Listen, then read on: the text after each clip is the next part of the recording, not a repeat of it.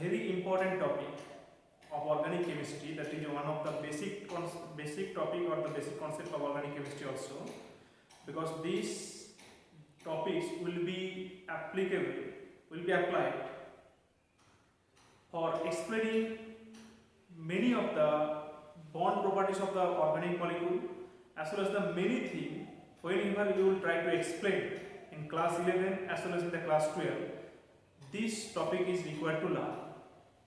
So first of all, see, we know that electron displacement cannot take place in a covalent bond. But here I will show there are some effects or something, some concept is there which said that the electron displacement can take place in the covalent bond also. Organic compound means the covalent bonds. So means there will be covalent bonds. So in covalent bond also electron displacement can take place.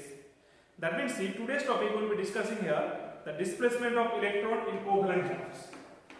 Main topic is that the displacement of electrons in covalent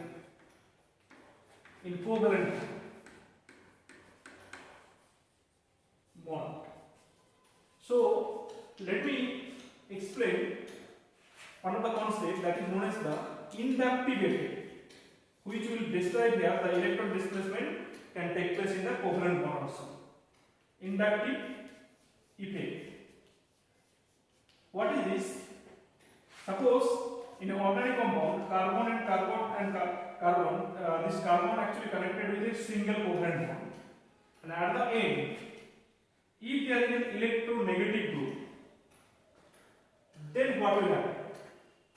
And you know that this electron of this covalent bond will be attracted towards the chlorine, because all of you know these things, that the electronegativity of chlorine is more than that of the carbon. That's why I say that chlorine will draw the bonded electron towards itself. So what will happen?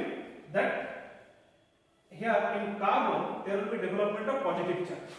Why there will be development of positive charge? Because, see, while it is drawing the electron, it's drawing one of its electron, and another electron is actually the shared pair will be coming from the carbon. That means the carbon there will be slight deficit of positive charge.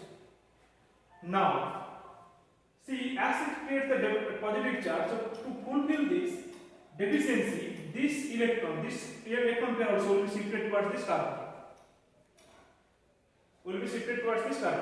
And it will make this carbon positive charge, this carbon also positive charge, but this carbon positive charge will be less than that of the positive charge of this carbon atom.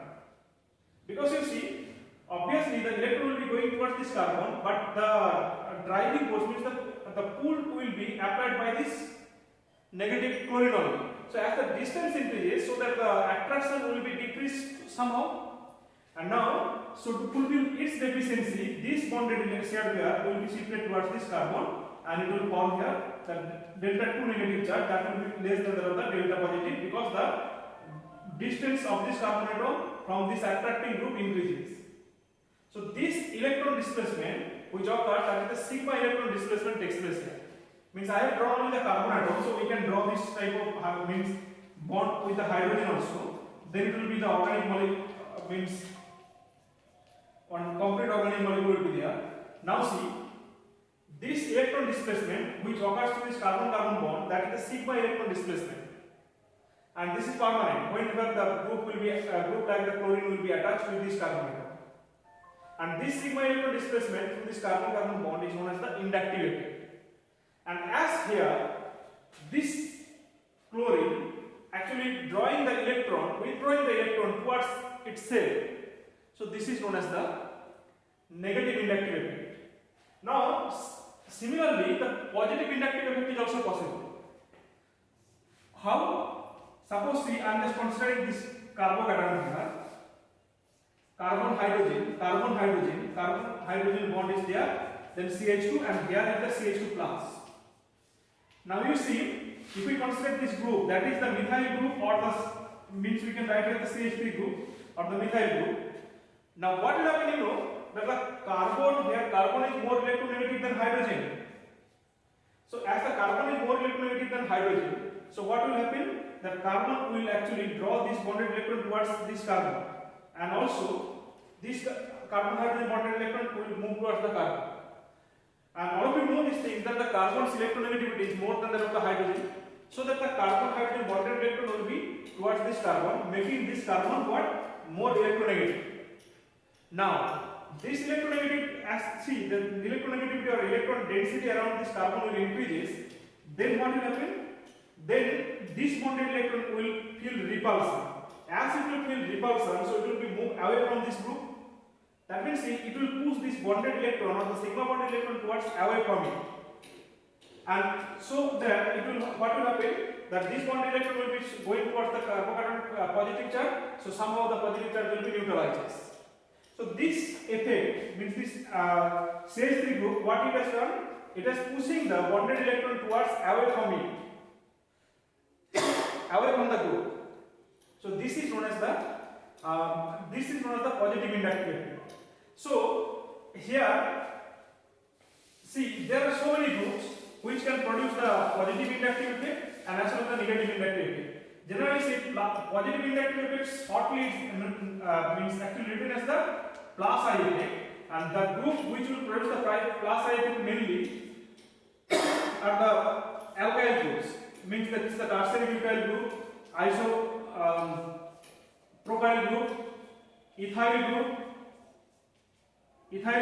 methyl group, etc. Means together we can say that the alkyl group will produce the plus I effect.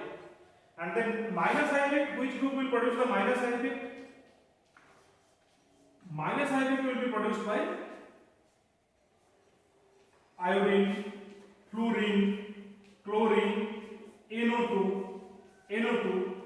They are the groups which will produce the minus I effect. More groups are there, just like the Sr2 plus. They will also form the dialkyl sulfur. That also will form the plus I effect, minus I effect, etc. And remember it, the inductive effect is the permanent, and this actually occurs through this involves the sigma bond displacement around the means carbon-carbon covalent bond.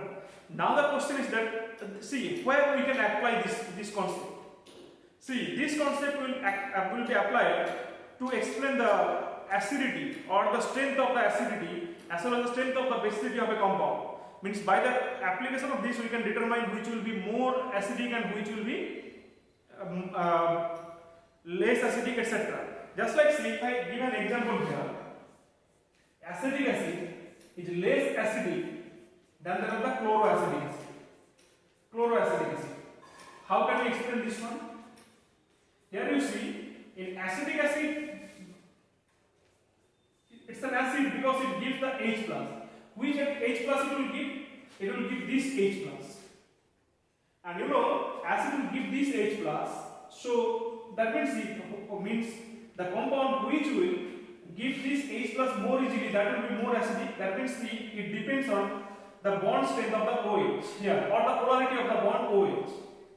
Now, if we consider this compound, what will happen? The CH3 group, just now I have said that it has a plus I effect. Okay, so CH3 group, it has a plus I effect. So plus I effect means what will happen? It will push the electron towards this group, and that means this electron will be moved towards the carbon, and this electron also will move towards the oxygen. Ultimately, what will happen? This bonded electron will remain towards the middle, because see, this was slightly polar because the electronegativity of oxygen was more than that of the hydrogen, so that the electron actually used to stay towards this oxygen. But due to the plus I effect, what will happen? That this electron will be moving slightly towards the middle, so that the polarity of this group will decrease. As the polarity of this group will decrease, so what will happen? That this will not release H plus very easily. But in this case, what will happen? You know that the chlorine, as it will withdraw the electron towards itself, so that this bonded electron will be moving towards the carbon. Ultimately, the carbon oxygen bonded electron also will move towards the carbon, so that the oxygen hydrogen resulting in the oxygen hydrogen bonded electron to move towards the oxygen, and it will make this oxygen delta negative and this will delta positive. So that means ultimately what happens there? The polarity of this bond OH increases. So it can release H plus very easily, so that it will be more acidic than that of the acetic acid. That means, see, with the application of the inductive effect, we have explained that why chloroacetic acid is more acidic than that of the acetic acid. So one more thing, see, in the gaseous phase, the amines like the methylamine and the ethylamine, both are base, and their basicity can be explained in terms of the inductive effect also in gaseous phase. But if it is in the aqueous solution, then there will be another factor has to be considered. So in the gaseous phase, this will be more basic. They are all bases according to the Lewis sense. Lewis sense means see, according to Lewis concept, those substances which have the donatable electron pair, they are the bases. So here all these substances have the donatable lone pair, so all they are bases. Now CH3 here, it has a plus ion, so what it will do, it will increase the electron density around the nitrogen. But here two methyl groups are there, so that the electron density will be more over this nitrogen. So this will be more basic than that of the methylamine in gaseous phase. Okay. So the inductive effect can be explained, can be applied to explain the acidity as well as the basicity of a compound. Now you know that the inductive effect producing group and means if the distance means as much as distance will increase from the inductive effect producing group, its effect will become less. Generally, after 4 carbon atom, it does not exist any effect of that group. So that means, and also remembering inductive effect is a permanent effect. Now, after inductive effect, then another concept we will be reading here, another electron displacement around the bond, covalent bond will be reading here, the electromagnetic effect. Electromagnetic effect. What is this? This is a temporary effect which occurs on demanding of the attacking reagent. On demanding of the attacking reagent, like the electrophile and the nucleophile. What is electrophile and what is nucleophile we will be discussing in the separate class.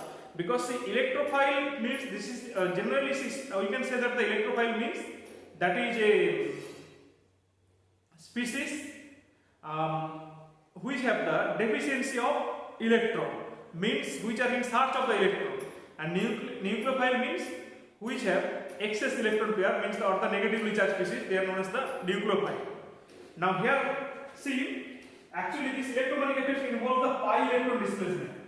Let us consider one pi bond, carbon pi bond here. Now if you give here the H plus to this molecule, then what will happen? The H plus on acid as when it will approach towards this carbon. So what will happen here? You know that this H plus will attract the pi bonded electron. Why? You know that the pi bonded electrons are loosely held because see the pi bond how it is formed? By the sidewise overlap of this p orbital, so that wherever it will go towards this carbon, so that pi bonded electron will move towards this any of this carbon atom, so that it is actually, that means see here H plus, it will be attached to this negatively charged carbon now, and see this effect, or that means see this involves the pi electron displacement here towards either of this atom on the demand of the attacking reagent, and this is known as the electromagnetic effect. And see another, see I can give here the carbonyl group, sub C double bond group.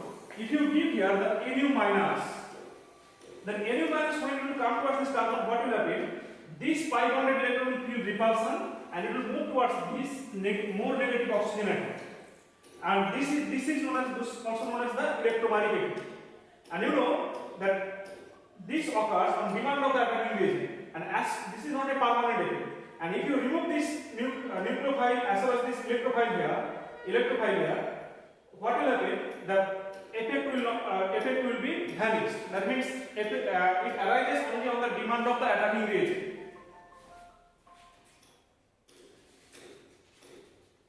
Now, there are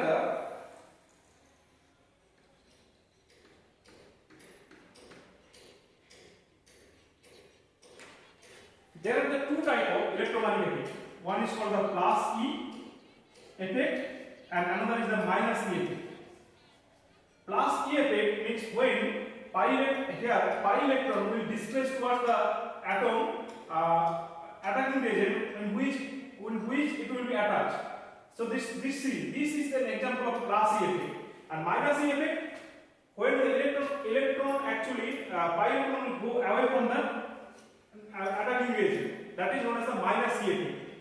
So this is about the electromagnetic effect which will be required to explain the mechanism of the compound. And then what is the difference between the inductive effect and electromagnetic effect? The difference between the inductive and electromagnetic effect is that inductive effect is permanent and electromagnetic effect is temporary. And inductive effect involves the displacement of the sigma bond, and as well as the electromagnetic effect involves the displacement of the pi bond. So this is the difference. And obviously the inductive effect is permanent, but electromagnetic effect will arise on the demand of the attacking reagent. There are two types of electromagnetic effect and electromagnetic effect. That is that the plus E effect is termed as the plus E effect if the electrophile or the attacking atom attached to the carbon atom, and in that direction if the pi electron moves, that is known as the plus E effect. And the minus E effect, so if actually from the attacking reagent, if it moves away from it, then it will be negative electromagnetic effect. Now, the most important one phenomenon we will be discussing here, that is the resonance. Although in chemical bonding chapter I have given a simple concept of resonance, here you have to know it very well. How? Means if a molecule can be expressed in two or more Lewis dot structure, then the actual molecule will be the combination of all the two or three structure whatever is possible, and that is known as the resonance hybrid, and the structure in which the molecule can be expressed, that is known as here the resonating structure, and the phenomenon of existence of resonating structure known as the resonance. Just like see, this molecule benzene, take it simple, benzene molecule can be represented by another structure like this, where the bonds are changing the places. So these two possible mixture structure of the molecule is known as the resonating structure. Now here the resonance hybrid will be like this, which will be the contribution from both the one and the structure 2. And remember it, just see, if we consider here that the molecule may have 2, 3, 4, 5, whatever is that the resonating structure or the canonical structure or the Lewis dot structure is possible, but in the resonance hybrid all the structure will contribute, but the relative contribution of the structure may be different. But there are some rules for writing the resonating structure that I am going to explain now.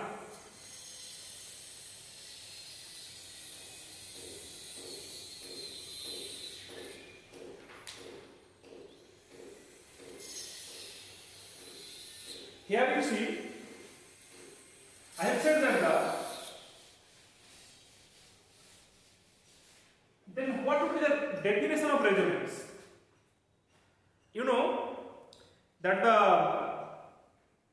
resonance can be defined as if a molecule can exist in 2 or 3 means for a molecule it is possible to express it for 2, 3 structure, but none of the structure is capable of existing all the molecular property or the bond property of the molecule. Then it is said that the molecule must be existed in a hybrid form of all the structure, that is known as the resonance hybrid, and the phenomenon of existence of the resonating structure is known as the resonance. Now, first of all, while we will be writing the resonating structure, rules for writing the resonating structure we have to keep in mind.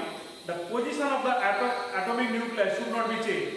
That means, see, while I am writing the resonating structure of this molecule, suppose this is oxygen 1, 2, 3, and we cannot change the position or change the position, means 3 cannot come to the 2 position and 2 cannot come to the 1 position. So it will be more clear. Suppose, see, we are writing the resonating structure of the carbon dioxide molecule. So we cannot write it another resonating structure like this way. Means where the position of the atom gets changes or the position of the atomic nuclei gets changes. Now second thing, you have to remember here that all the structure should have the identical energy. All the cosmological structures should have the identical energy. Third rule said that the number of unpaired electron in all the structure has to be same. If one structure contains one unpaired electron, so in that second rule structure or resonating structure, the same number of unpaired electrons should be there. And third rule said that while means we will be writing the resonating structure, we have to keep in mind that the resonating structure in each and every atom should have the complete octet of electrons. Suppose you are writing on resonating structure of this molecule like this CH2 double bond CH, NH2 is there, NH2 is there. Now we cannot write the resonating structure of this molecule like this CH3 CH double bond NH2 like that. Why? Here you see, if we consider NH3 plus like this, we cannot write it because here you see in this structure the nitrogen does not nitrogen has the 10 electron. That means, see, while we will be writing the resonating structure, we have to remember that every atom should have the complete octet. Let us try to write the resonating structure of some ion as well as some molecule.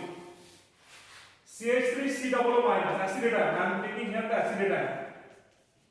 While we will be writing the resonating structure of this molecule, this negative charge will be coming towards this carbon and it will form the double bond, and then this 5 electron will be shifted towards this oxygen. So can be possible here because we have not changed the position of the atom, only we have changed the position of the bond only. Bond between the atoms. Also see, we can write the resonating structure of phenol like this way. Phenol like this way. It will be